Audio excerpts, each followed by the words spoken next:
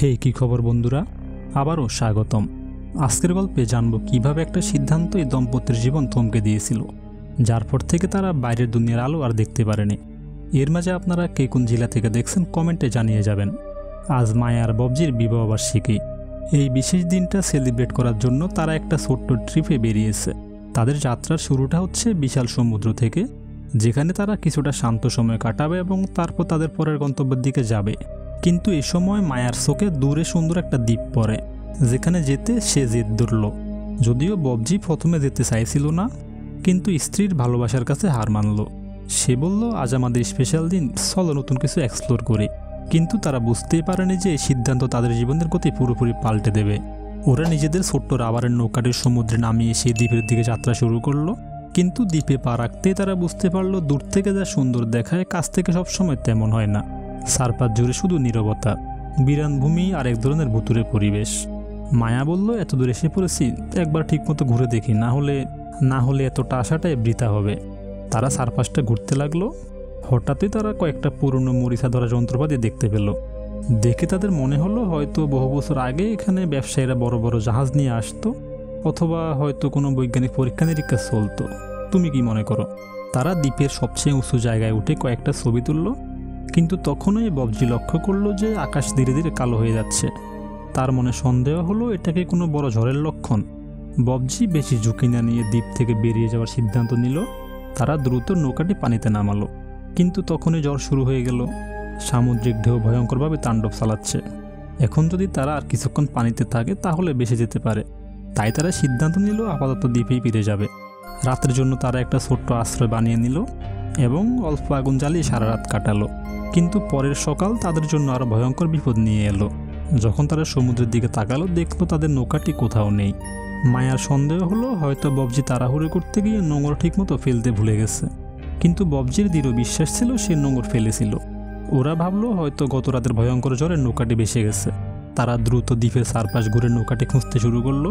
কিন্তু অনেক দূর পর্যন্ত গিয়েও তারা কোনো খোঁজ পেল না। ববজি বুঝতে পারলো হয়তো মায়ার আশঙ্কায় সত্যি। তারপরও সে হাল ছাড়ল না এবং দ্বীপের চারপাশে খুঁজতে লাগলো। এমন সময় সে লক্ষ্য করলো তাদের ছোট্ট নৌকাটির ডিজেল প্রায় শেষ। তাই সে ইঞ্জিন বন্ধ করে দিয়ে দাঁড় টেনে নৌকা চালাতে লাগলো। অবশেষে তারা সিদ্ধান্ত নিল সমুদ্রে বেশি দূরে যাওয়া বিপজ্জনক। তাই আবার দ্বীপেই ফিরে এসে কারো সাহায্যের জন্য অপেক্ষা করা ভালো। এখন তাদের ক্ষুধা ও তৃষ্ণা তীব্র হয়ে উঠেছে। নিজেকে বাঁচিয়ে রাখার জন্য এটাই সবচেয়ে বড় লড়াই। ওরা দ্বীপের সবচেয়ে উঁচু পাহাড়ে উঠে আশেপাশে কোনো সাহায্যের সম্ভাবনা আছে কিনা দেখলো। কিন্তু দূর দূর পর্যন্ত শুধু বিরান ভূমি আর গভীর নীরবতা। হ্যাঁ, ঠিক তখনই তারা দেখতে পেল একটি পাথরের ফাঁক থেকে স্বচ্ছ পানি ধরছে। সেই পানি খেয়ে তারা 2 দিনের তৃষ্ণা মিটিয়ে নিল। পানির কাছেই কয়েকটা শামুকও ছিল, সেগুলো খেয়ে তারা কিছুটা শক্তি ফিরে পেল। তারপর ববজির মাথায় একটা বুদ্ধি এলো। যদি সত্যি তাদের উদ্ধার হতে হয়, যদি তারা চায় যে এখানে আসা কোনো নৌকা তাদের দেখতে পায়, তাহলে তাদের একটা SOS সংকেত তৈরি করতে হবে। তারা সাথে সাথে সেই কাজে লেগে গেল। আশেপাশের কাঠ দিয়ে বড় করে SOS লেখা তৈরি করলো। কিন্তু ফোন বা অন্য কোনো মাধ্যম না থাকায় তারা কাউকে ডাকতে পারছিল না। এখন তাদের যা করার তা হলো অপেক্ষা। এটা 1 মাসের জন্য হোক বা 1 বছরের জন্য বা হয়তো সারা জীবনের জন্য, ওদের অপেক্ষা করতেই হবে। কিন্তু লড়াই ছাড়া বেঁচে থাকা সম্ভব নয়। যদি হাল ছেড়ে দেয় তবে মৃত্যু নিশ্চিত। এই কারণেই তারা পুরনো ধ্বংসপ্রাপ্ত একটা কুঁড়েঘর থেকে কিছু পুরনো ক্যান নিয়ে নিল, যাতে পানি জমিয়ে রাখা যায়। এভাবেই একদিন খোঁজাখুঁজির সময় ববজি পাহাড়ের চূড়ায় পৌঁছে দেখতে পেল 3টি কবর, যা প্রমাণ করে এখানে আগে কেউ ছিল বা হয়তো তারাও এখানে মারা গেছে। এটাও সম্ভব হয়তো তারাও একইভাবে এখানে আটকে পড়েছিল। সময় ধীরে ধীরে কেটে যাচ্ছিল, দিন থেকে রাত, রাত থেকে আবার দিন, কিন্তু কিছুই বদলাচ্ছিল না। খাবারের ঘাটতির কারণে তারা প্রচণ্ড দুর্বল হয়ে পড়ছিল। ববজি মায়াকে সাহস দিচ্ছিল, বলছিল আমাদের লড়াই চালিয়ে যেতে হবে, হাল ছাড়া যাবে না, একদিন সব কিছু ঠিক হয়ে যাবে। কিন্তু এই কথাগুলো মায়ার ভিতরে কোনো শক্তি জোগাতে পারছিল না। কাজ করতে করতে হঠাৎ এক সময় মায়া অজ্ঞান হয়ে পড়ল। ববজি দ্রুত তাকে তুলে নিয়ে একটা ছোট্ট ঝুঁকিতে শুইয়ে দিল। সারা রাত ভেবে ববজি সিদ্ধান্ত নিল, এভাবে বসে থাকলে মৃত্যু নিশ্চিত, তাদের খাবারের ব্যবস্থা করতেই হবে। সে ধারালো একটা অস্ত্র তৈরি করলো। পরের দিন সকালে যখন মায়ার শারীরিক অবস্থা কিছুটা ভালো হলো, সে মায়াকে নিয়ে দ্বীপের অন্য প্রান্তে গেল। সেখানে বিশাল সংখ্যক পেঙ্গুইন জড়ো হয়েছিল। এখানেই ববজির পরবর্তী পরিকল্পনা স্পষ্ট হলো। সে একটি পেঙ্গুইন ধরার সিদ্ধান্ত নিল। কিন্তু মায়া এতে রাজি হয় না। সে কাউকে হত্যা করে নিজের পেট ভরতে চায়নি। তবুও ববজির মনে হচ্ছিল যদি এটা না করে তাহলে তারা বাঁচবে না। শেষমেশ ববজি একটি পেঙ্গুইনকে মেরে ফেলল। তারপর বহুদিন পর তারা পুষ্টিকর খাবার খেলো, যা তাদের শরীরে আবার কিছুটা শক্তি ফিরিয়ে দিল। ধীরে ধীরে তাদের জীবনে কিছুটা স্বস্তি ফিরে এলো। এখন তাদের হাতে খাবারও আছে, পানিও আছে।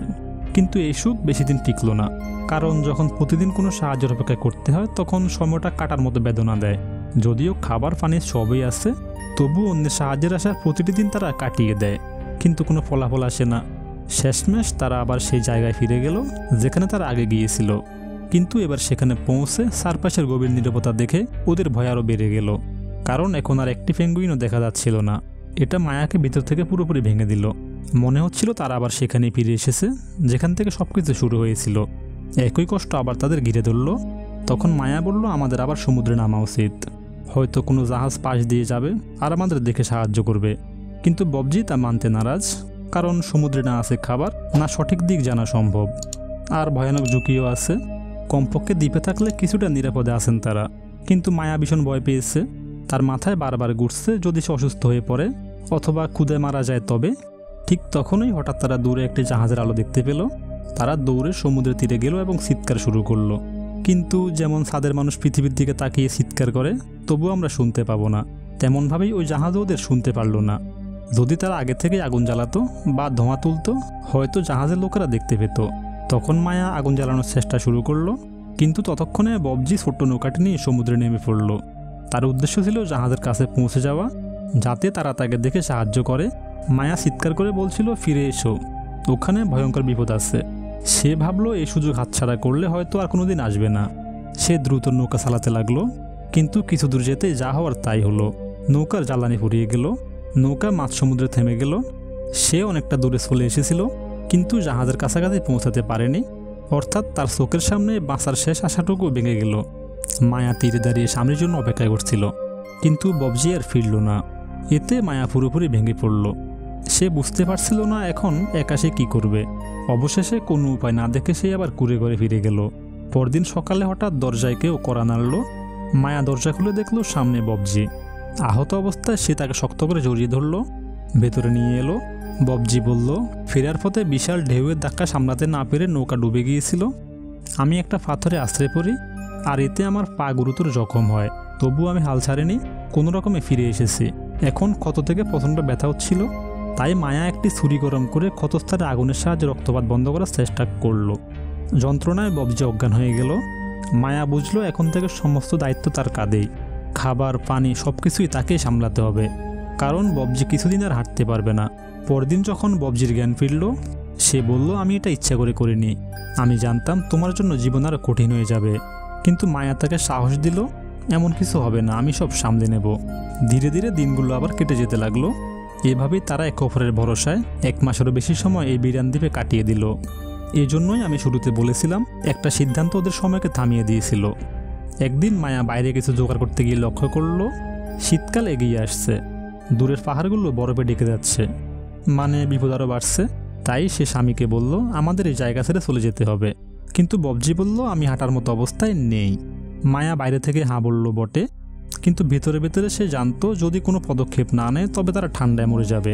তার স্বামী বরাবরই কঠিন সিদ্ধান্ত নিতে অক্ষম, এমনকি সেই দিনও যখন জাহাজ তাদের হাতছাড়া হয়ে গেল। পরদিন সকালে মায়া বলল, আমাদের সমুদ্রে যেতে হবে, হয়তো সেখানেই কোনো সাহায্য পাওয়া যাবে। যদি সেদিন আমার কথা শুনতে, হয়তো সেই জাহাজ আমাদের দেখে ফেলত। কিন্তু আফসোস করে লাভ নেই, এখন একটা সিদ্ধান্ত নিতেই হবে। তাই এক রাতে স্বামী যখন ঘুমিয়েছিল, মায়া কিছু জিনিসপত্র নিয়ে একাই বেরিয়ে গেল। তার মনে একটাই আশা, যদি সে ফিরে আসে তবে কারো সাহায্য নিয়েই ফিরবে। কিন্তু এ পথে তো সহজ নয়, কারণ ততক্ষণে প্রচণ্ড শীত নেমে এসেছে। রক্ত হিম করে দেওয়া হাওয়া বইছে, চারদিক শুধু সাদা বরফে ঢাকা। তবুও মায়া হাঁটতে লাগলো। তার ভেতরে যেন এক অদম্য সংকল্প, এইবার হয় বাঁচবে নয় মরবে। সে বরফের উপর রাত কাটালো, পরদিন ভোরে আবার হাঁটতে শুরু করলো। কিন্তু অবশেষে একসময় তারও শক্তি ফুরিয়ে গেল।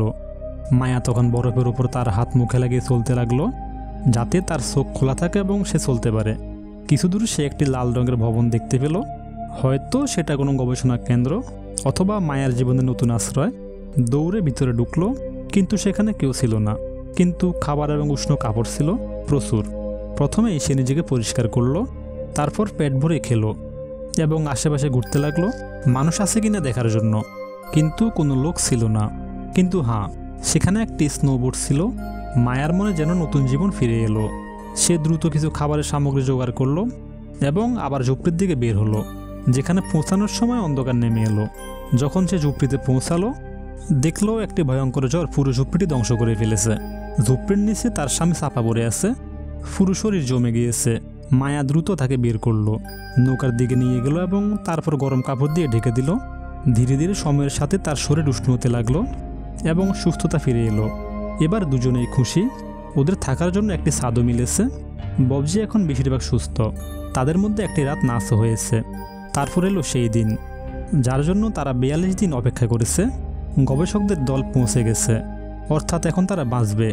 মায়া সঙ্গে সঙ্গে ববজির সঙ্গে আলিঙ্গন করলো, কারণ এখন সব কিছু ঠিক হয়ে যাবে। এভাবেই এই গল্প শেষ হলো। যদি আমাদের কাছে আপনাদের কোনো প্রশ্ন থাকে, নিচে কমেন্টে লিখুন, আমরা দ্রুত তার উত্তর দেব। তাহলে দেখা হবে পরের ভিডিওতে। ধন্যবাদ দেখার জন্য। Piece out.